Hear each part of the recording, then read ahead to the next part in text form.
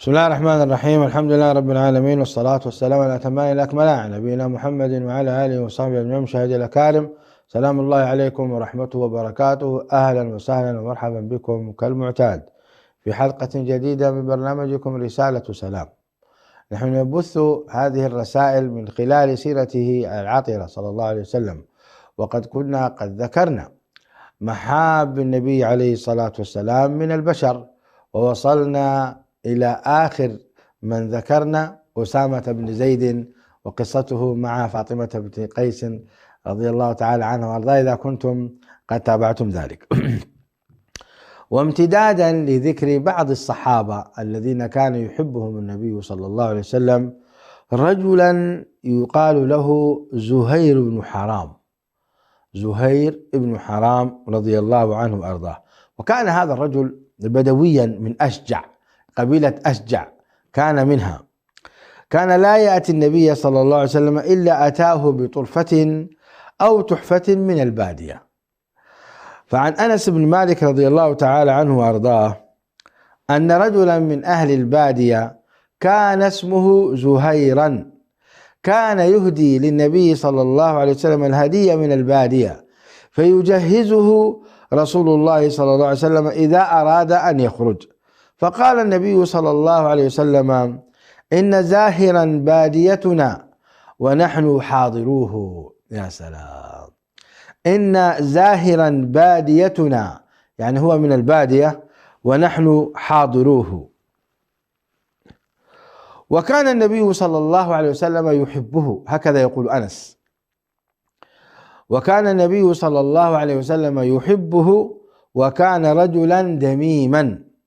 فأتاه النبي صلى الله عليه وسلم يوما وهو يبيع متاعه، فاحتضنه من خلفه وهو لا يبصره، فقال: أرسلني، من هذا؟ فالتفت فعرف النبي صلى الله عليه وسلم، فجعل لا يألو ما ألصق ظهره بصدر النبي صلى الله عليه وسلم حين عرفه. يا سلام! وجعل النبي صلى الله عليه وسلم يقول: من يشتري مني العبد؟ من يشتري مني العبد؟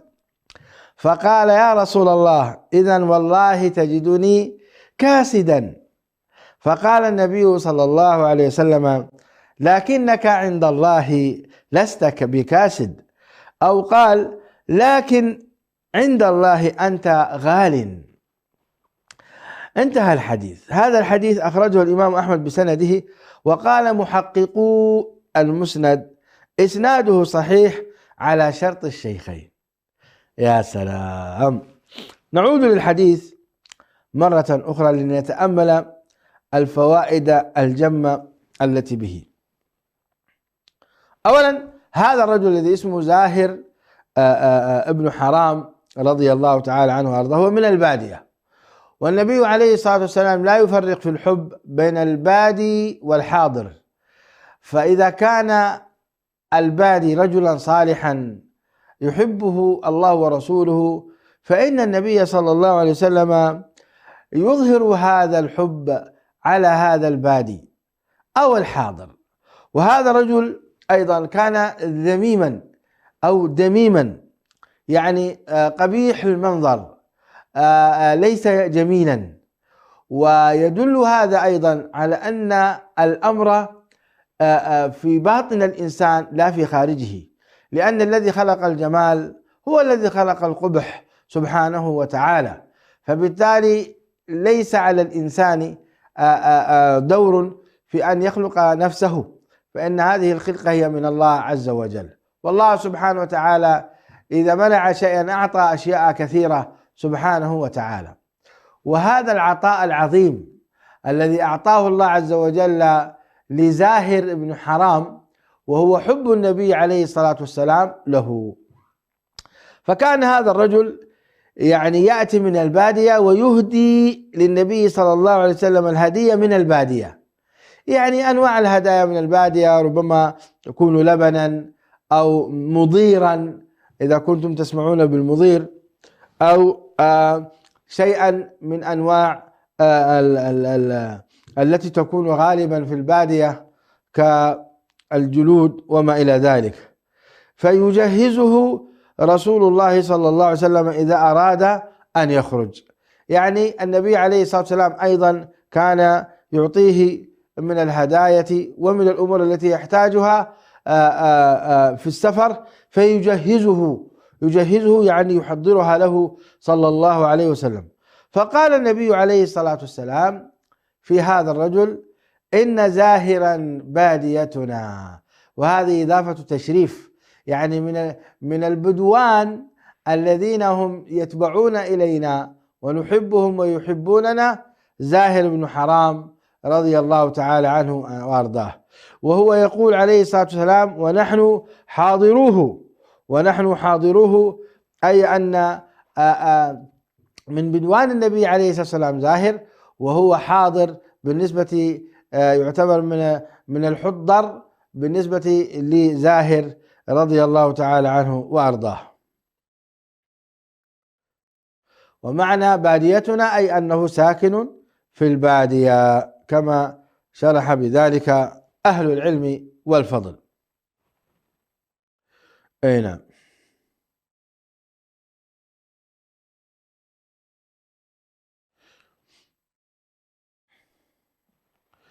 وقول النبي عليه الصلاة والسلام: ونحن حاضروه، أي نجهز له من الحاضرة ما يحتاجه من الأمور. وكان صلى الله عليه وسلم يحبه. هذا نص وشهادة من أنس لهذا الرجل أن النبي صلى الله عليه وسلم كان يحبه، وهذه منقبة كبيرة لهذا الرجل. ومن كان يحبه النبي عليه الصلاة والسلام لا يكون أبدا في النار، وإنما يكون في الجنة بإذن الله، لأن النبي عليه الصلاة والسلام لا يمكن أن يحب من كان مصيره إلى النار والعياذ بالله. وكان رجلا دميما، شرحنا هذا، فأتاه النبي صلى الله عليه وسلم يوما. انظروا أيضا إلى ملاعبة النبي عليه الصلاة والسلام. أتاه النبي عليه الصلاة والسلام وهو يبيع متاعه في السوق، وهذا دليل على أن النبي صلى الله عليه وسلم كان يغشى الأسواق ويغشى الأندية ويمر على الناس فيذكرهم بالله ويخوفهم، وكان آمرا بالمعروف وناهيا عن المنكر ومداعبا أيضا. خذوها هذه أيضا، كان يداعب النبي عليه الصلاة والسلام. هذا الرجل كان واقف يبيع متاعه في السوق، فجاءه النبي عليه السلام من الخلف واحتضنه. نعم. وأصبح زاهر يقول: من؟ فقال: أرسلني. من هذا؟ يقول: أرسلني يعني فكني. وتعرفون النبي عليه الصلاة والسلام قوي البنية، فالتفت هكذا، حاول يلتفت يمين شمال، فلمح جزءا من جسد رسول الله صلى الله عليه وسلم فعرفه. وانتهز هذه الفرصة زاهر رضي الله عنه وأرضاه، فجعل لا يألو ما ألصق ظهره بصدر رسول الله صلى الله عليه وسلم. يا سلام، أرأيتم هذا الحب؟ يعني أصبح يريد أن تكون المدة طويلة، وكل ما استطاع أن يلصق الظهر كله بالصدر كله، أيضا بالصدر كله، ويكون على هذه الحالة فترة طويلة. ليه؟ للحب الذي في قلب زاهر لرسول الله صلى الله عليه وسلم، ولهذه المكانة الكبيرة من لزاهر في قلب النبي عليه الصلاة والسلام. يا سلام، انظروا إلى هذا المزاح والمداعبة. ثم بعد ذلك يقول النبي عليه الصلاة والسلام: من يشتري العبد؟ من يشتري العبد؟ فقال: يا رسول الله إذن والله تجدني كاسدا. انظر، في حد ذاتها كونه يعتنق النبي عليه السلام من خلفه، يعتنق أو يعني يقبضه من الخلف، هذه في حد ذاتها كافية أنها يعني مداعبة. ولذلك أنت إذا جئت لشخص أنت تحبه ويحبك وجئت من خلفه وقبضته، تمام، يعني سيجد شيء من الأنس والحب. وافعلوا هذا مع زوجاتكم، افعلوه. إذا كانت غافلة تعال من خلفها واحتضنها، فإنها ستكون سعيدة جدا.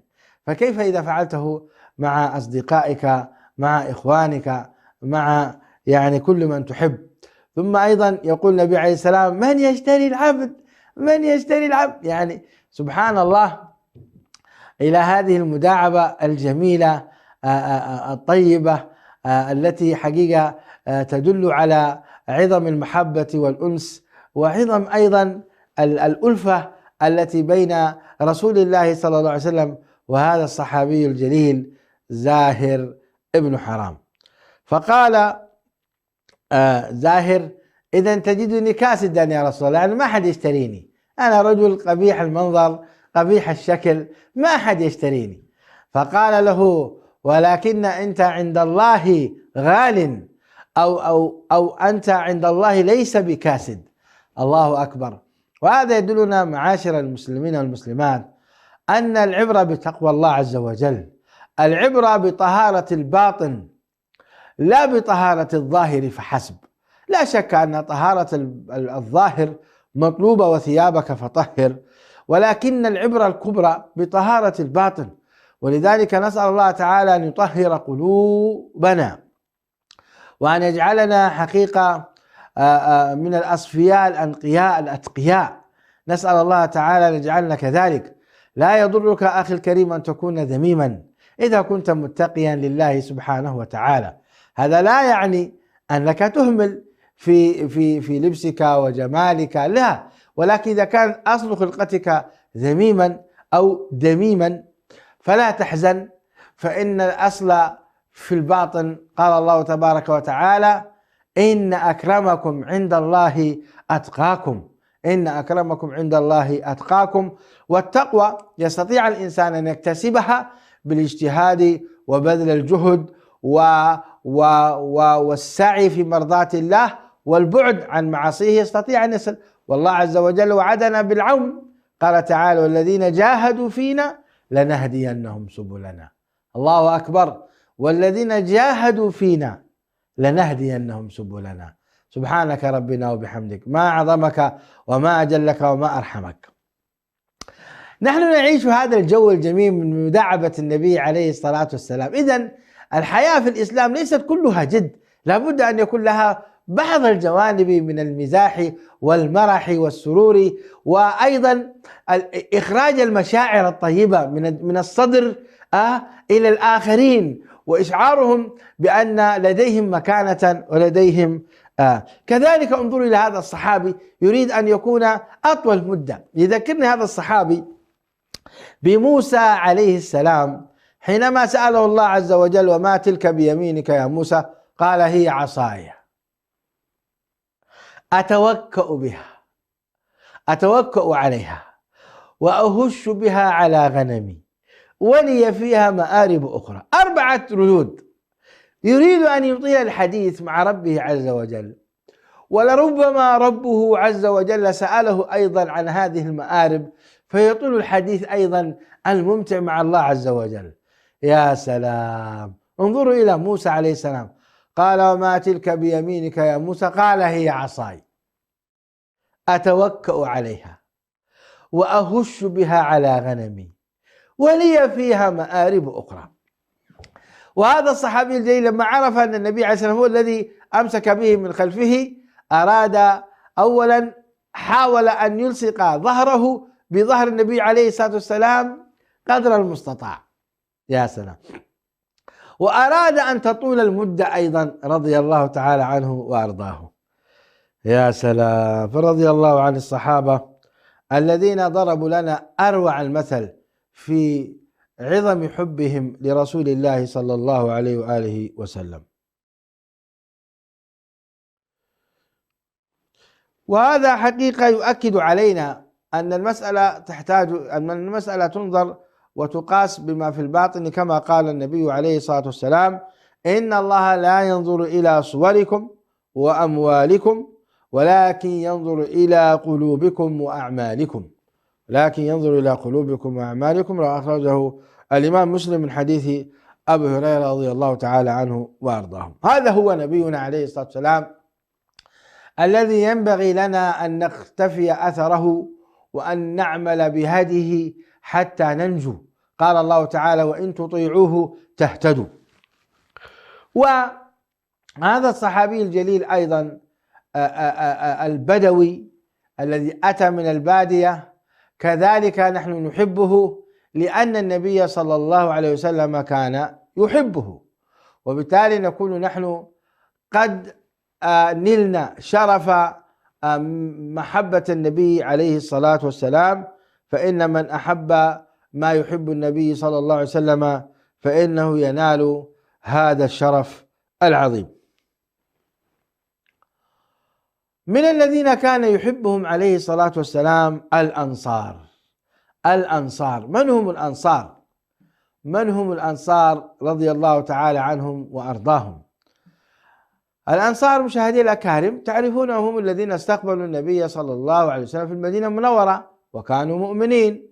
هؤلاء الأنصار من قبيلتي الخزرج، الأوس والخزرج، من قبيلتي الأوس والخزرج، وكانوا أصحاب بني عمومة.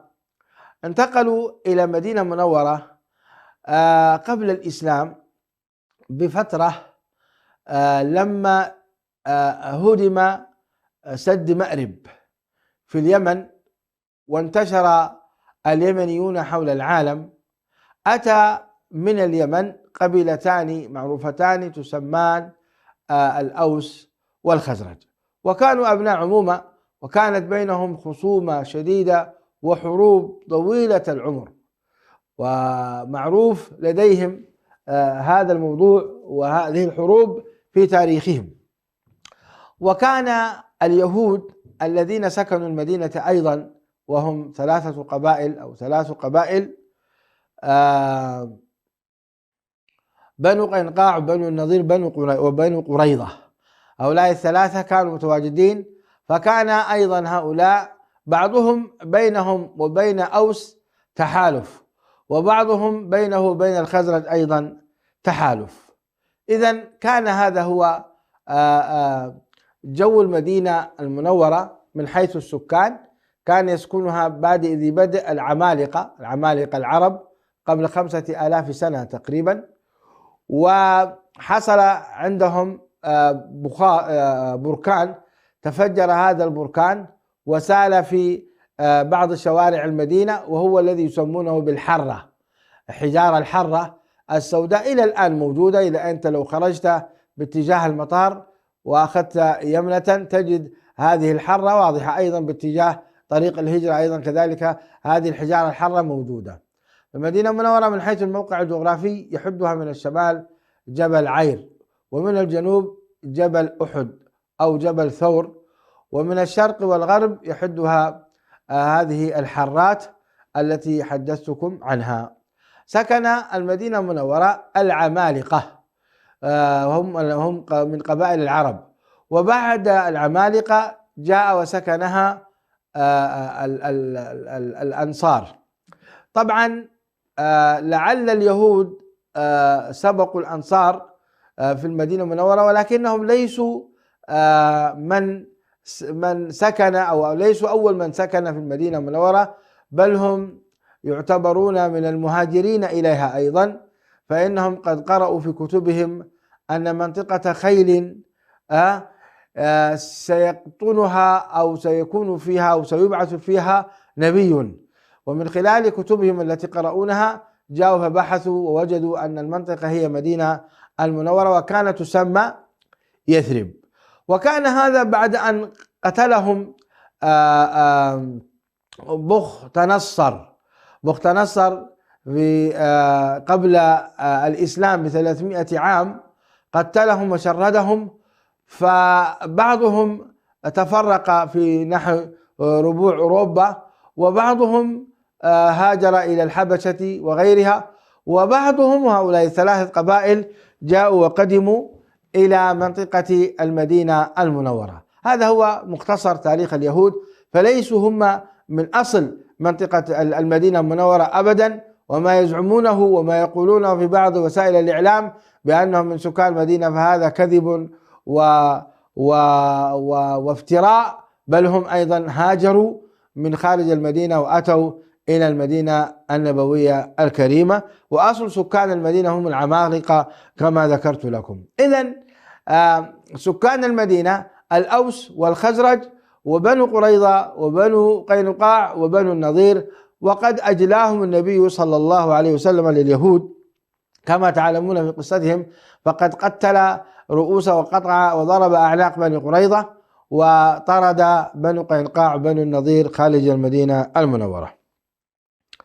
من هم الأنصار؟ الأنصار هم الأوس والخزرج، آمنوا بالنبي صلى الله عليه وآله وسلم، وتشرفوا بمبايعته مرتين، بيعة العقبة الأولى والثانية، وقبلهم النبي عليه الصلاة والسلام أو قابلهم صلى الله عليه وآله وسلم في مكة المكرمة في الحج مرتين. المرة الأولى عرض نفسه عليهم فسمعوا تلاوته وسمعوا فقالوا إن هذا هو النبي الذي كانت تحدثكم عنه اليهود وتقول عنكم إذا بعث هذا النبي سنقتلكم قتل عاد وإرم، أو كما كانوا يقولون.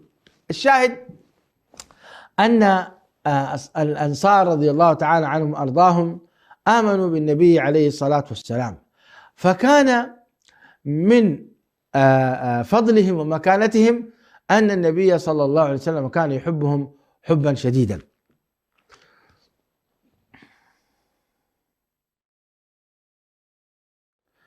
فعن أنس بن مالك رضي الله تعالى عنه قال: رأى النبي صلى الله عليه وسلم النساء والصبيان مقبلين من عرس، فقام النبي صلى الله عليه وسلم ممثلا، يعني وقف في الطريق، شايفهم جايين النساء والصبيان فوقف في الطريق، فقام النبي صلى الله عليه وسلم ممثلا أو ممثلا فقال: اللهم أنتم من أحب الناس إلي، اللهم أنتم أحب الناس إلي، اللهم أنتم من أحب الناس إلي، أو كما قال عليه الصلاة والسلام: اللهم أنتم من أحب الناس إلي، اللهم أنتم من أحب الناس إلي، اللهم أنتم من أحب الناس إلي، يعني الأنصار.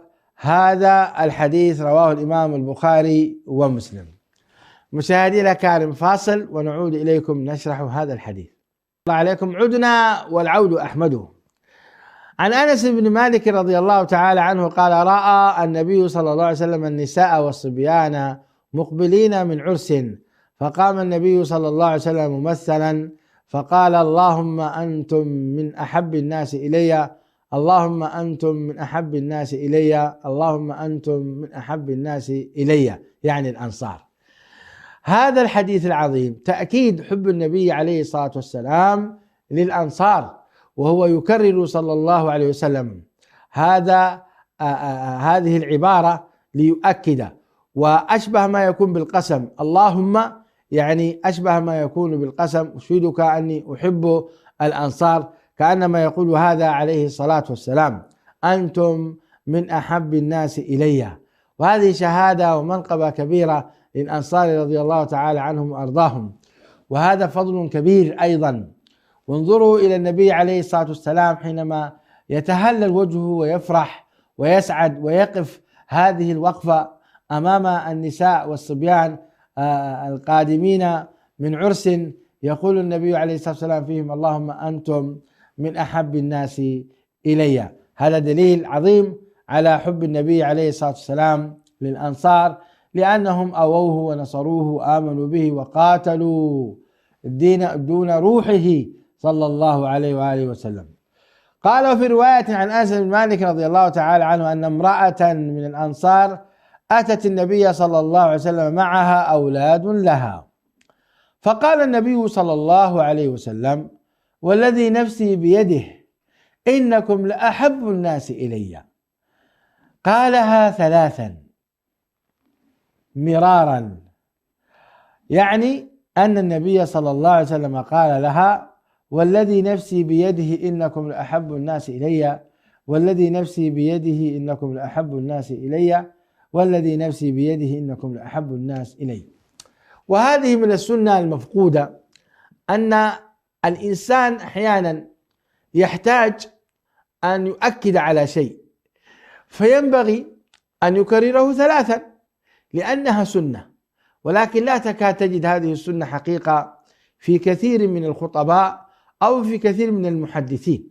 يعني شخص لما يحدثك يقول لك يا فلان انتبه من كذا، انتبه من كذا، انتبه من كذا، تجد أن هذا الأمر كلام شديد، أو إني والله لأحبك، إني والله لأحبك، إني والله لأحبك، تجد أن له وقع في القلب. هذه السنة مفقودة، لا تكاد تجد أحد يكرر الكلام المهم أثناء حديثه، إما في خطبه أو في مؤانسته وجلوسه الاعتيادية أو في مجالس العلم، تكاد هذه السنة مفقودة. انظروا النبي عليه الصلاة والسلام، هذه الآن ليست خطبة وليس أيضا محاضرة، وإنما هذا لقاء مع هذه المرأة التي أتت النبي عليه الصلاة والسلام معها أولاد لها، يعني الله أعلم ما هي حاجتها، لم يذكر في الحديث، ولكن انظروا إلى كلام النبي صلى الله عليه وسلم وهو يردد والذي نفسي بيده إنكم لأحب الناس إلي 3 مرات.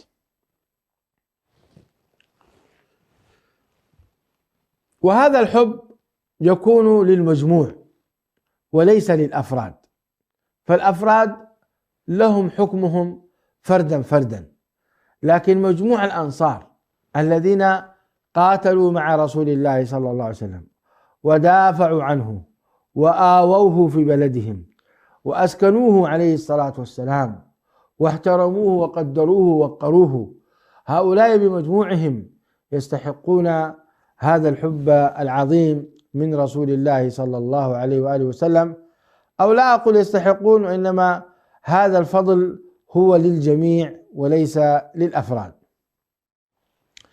مشاهدي الأكارم، أيضا جعل النبي عليه الصلاة والسلام حب الأنصار من الإيمان وبغضهم من النفاق.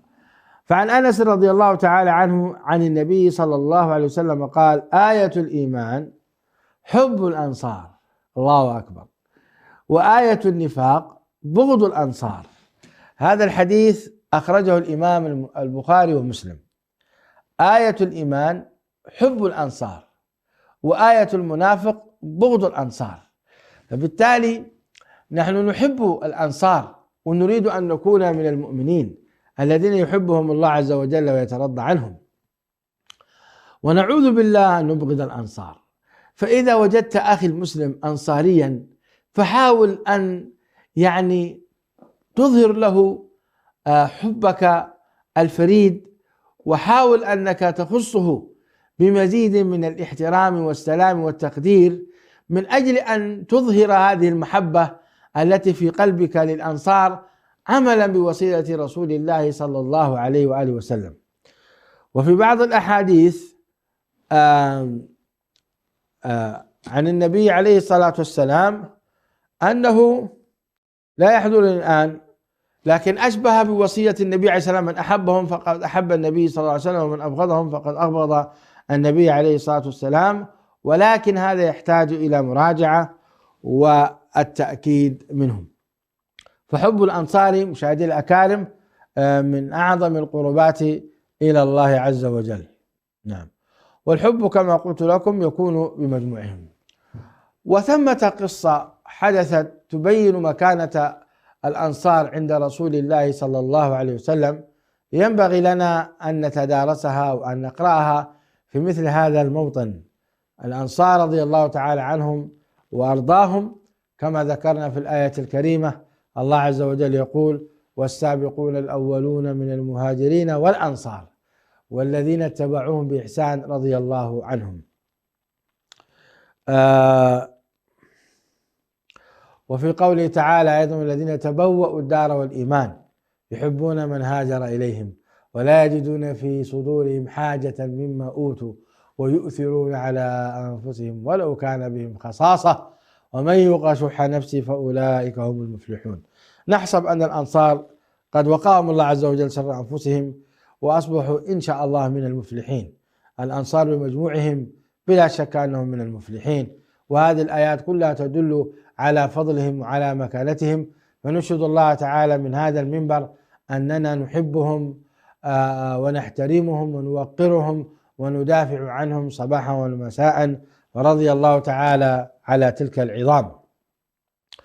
قال عن أبي سعيد الخدري رضي الله تعالى عنه: لما أعطى رسول الله صلى الله عليه وسلم ما أعطى من تلك العطايا في قريش، هذه في غزوة حنين، وقبائل العرب، ولم يكن في الأنصار منها شيء، وجد هذا الحي من الأنصار في أنفسهم حتى كثرت فيهم القالة، حتى قال قائلهم: لقي رسول الله صلى الله عليه وسلم قومه، فدخل عليه سعد بن عبادة فقال: يا رسول الله، إن هذا الحي قد وجدوا عليك في أنفسهم، لما صنعت في هذا الفيء الذي أصبت؟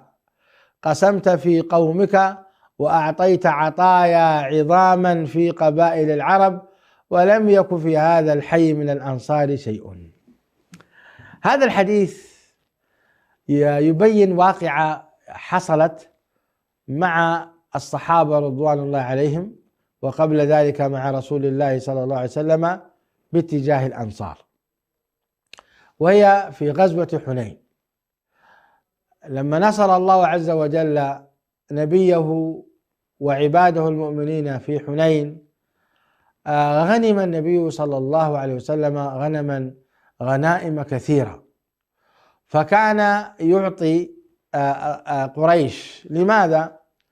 لأن قريش بعد فتح مكة خرج منهم مقاتلين مع رسول الله صلى الله عليه وسلم أعداد كبيرة، وهؤلاء كانوا حدثاء عهد بإسلام، للتو دخلوا، لأن حنين كانت بعد فتح مكة مباشرة. فأراد النبي صلى الله عليه وسلم أن يؤلف قلوبهم، فأعطاهم العطايا الكثيرة ولم يعطي الأنصار. الأنصار قاتلوا مع رسول الله صلى الله عليه وسلم، لكن النبي عليه الصلاة والسلام إمام، وله الحق أن يجتهد بما يراه من المصلحة صلى الله عليه وسلم، بل هو رسول عليه الصلاة والسلام يتنزل عليه الشرع. فرأى عليه الصلاة والسلام أن يعطي قريشا ويمنع الأنصار.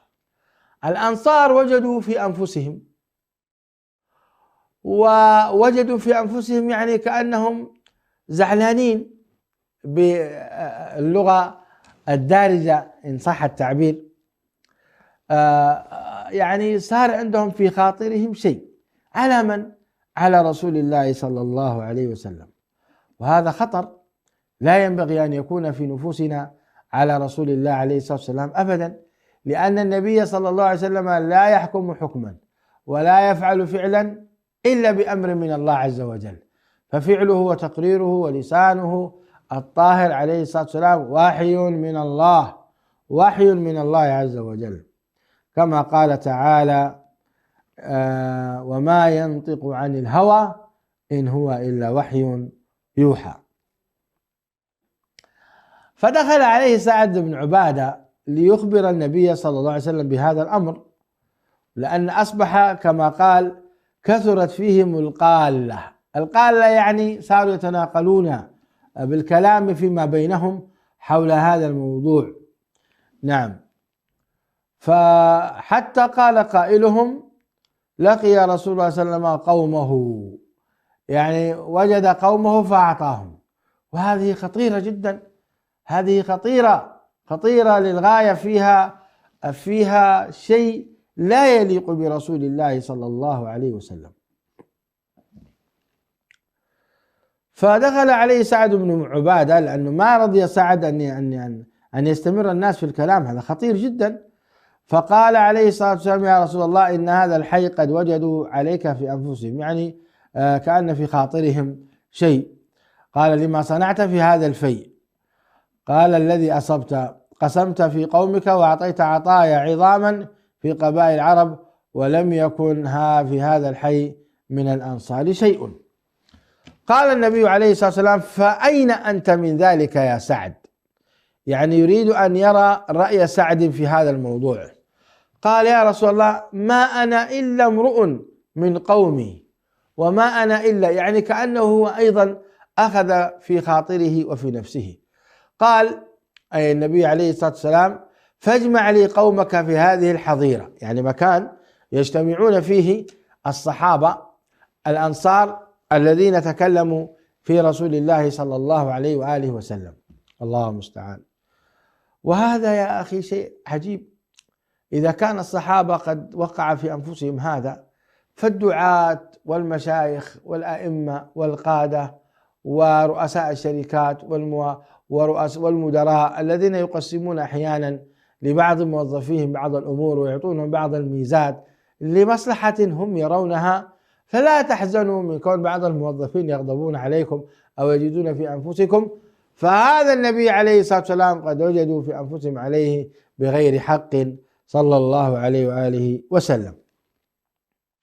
قال: فخرج سعد فجمع الأنصار في تلك الحظيرة. قال: فجاء رجال من المهاجرين فتركوهم فدخلوا، وجاء آخرون فردهم، فلما اجتمعوا أتاه سعد.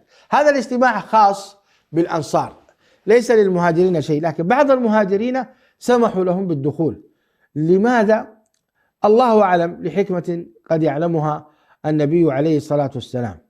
قال: فجاء رجال من المهاجرين فتركوهم، يعني يدخلون الحظيرة، وجاء آخرون يعني من المهاجرين فردهم. لو سمحتم، الاجتماع خاص بالأنصار. فلما اجتمعوا أتاه سعد فقال: قد اجتمع لك هذا الحي من الأنصار، للنبي عليه الصلاة والسلام. قال: فأتاهم رسول الله صلى الله عليه وآله وسلم. وانظر أيضا إلى علاج مثل هذه الأمور، هو المواجهة. أي شخص يتكلم من خلفك فواجهه أفضل، واجهه، تقول له ما الذي يعني ما الذي في نفسك علي، وضح لي أوضح لك. غالبا الحوار الهادي وجها لوجه يزيل ما في النفوس من وحر الصدر.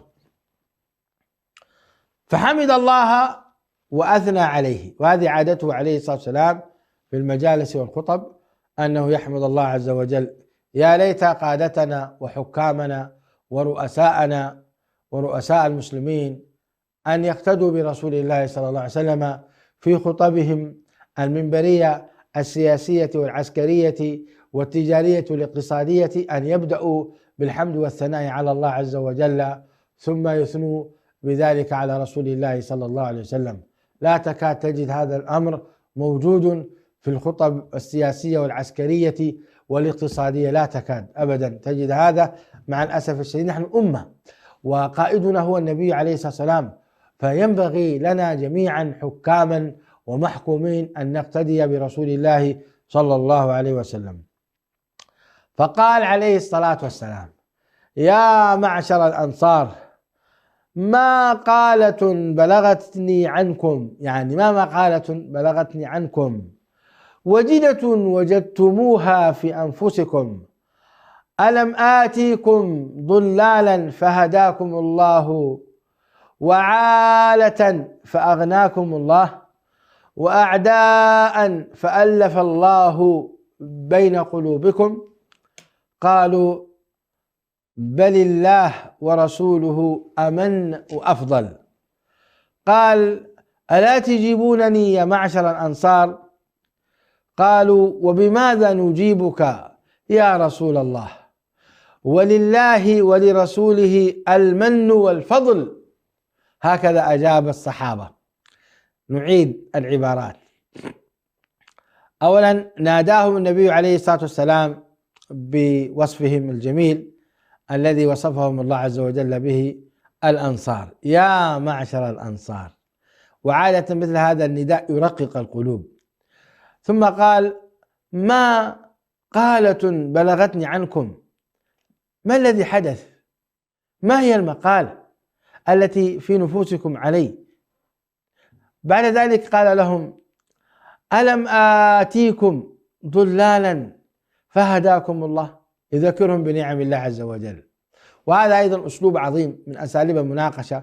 شخص إذا وجد في نفسك عاد يقول له: يا أخي، أما كان مني لك كذا، يعني ليس منا، ولكن تذكره بمواقفك.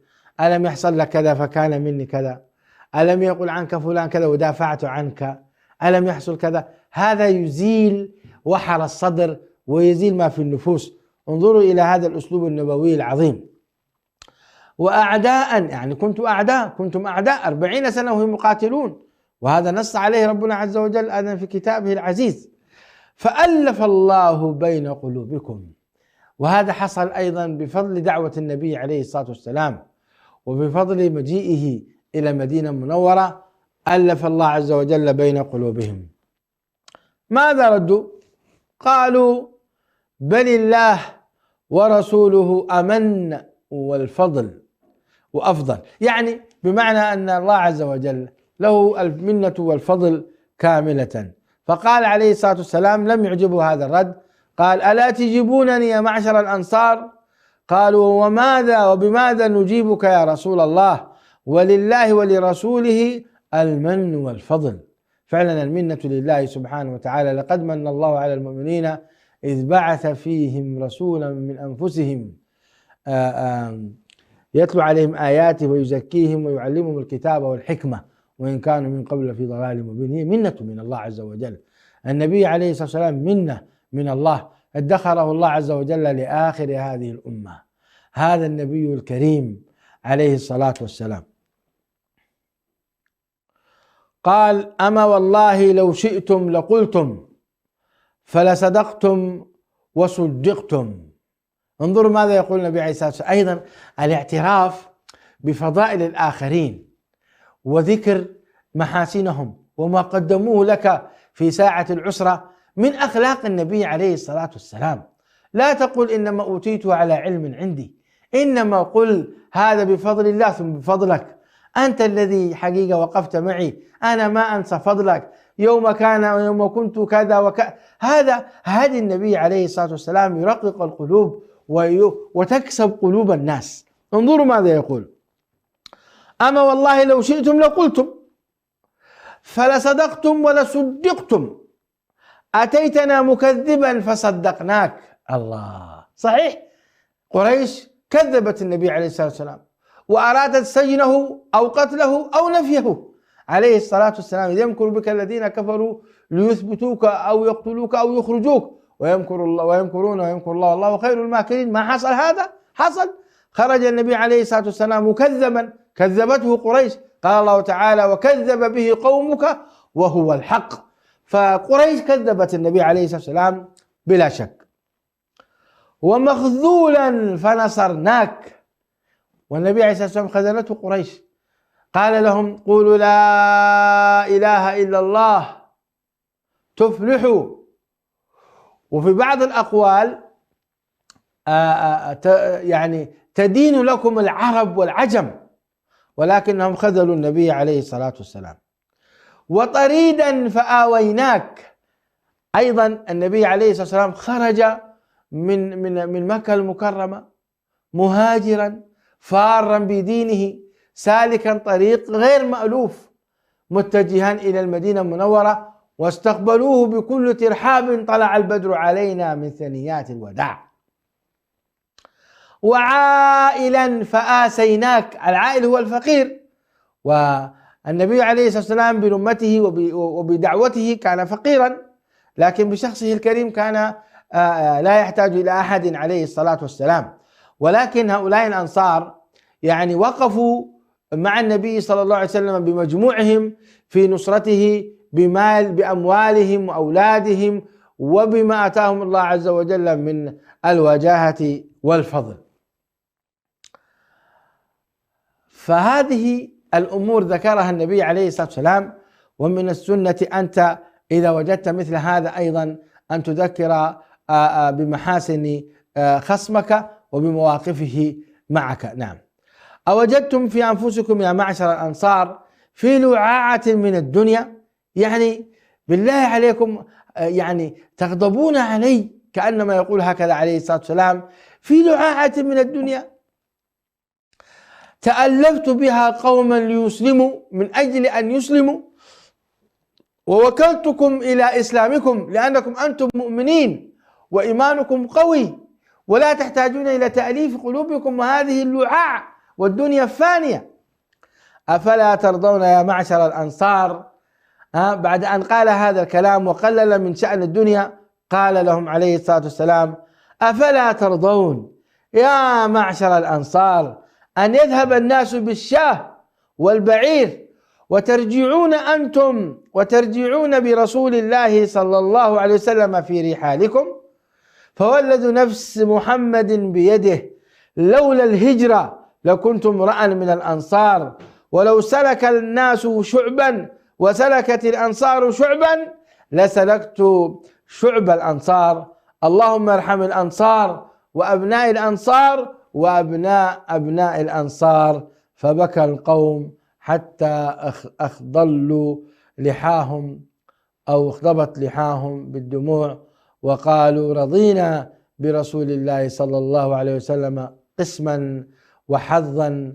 ثم انصرف رسول الله صلى الله عليه وسلم وتفرقوا. انتهى هذا الحديث.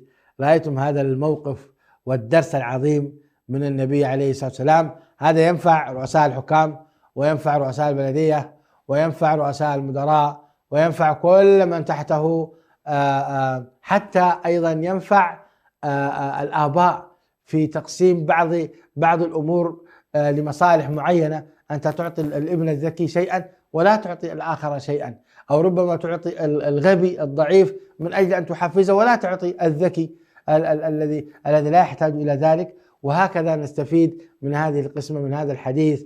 نسأل الله تعالى أن يجمعنا برسولنا الكريم صلى الله عليه وسلم، وأن يجمعنا بالصحابة الكرام في مستقر رحمته، إنه ولي ذلك والقادر عليه. هذا والله أعلم، وصلى الله وسلم وبارك على نبينا محمد وعلى آله وصحبه أجمعين.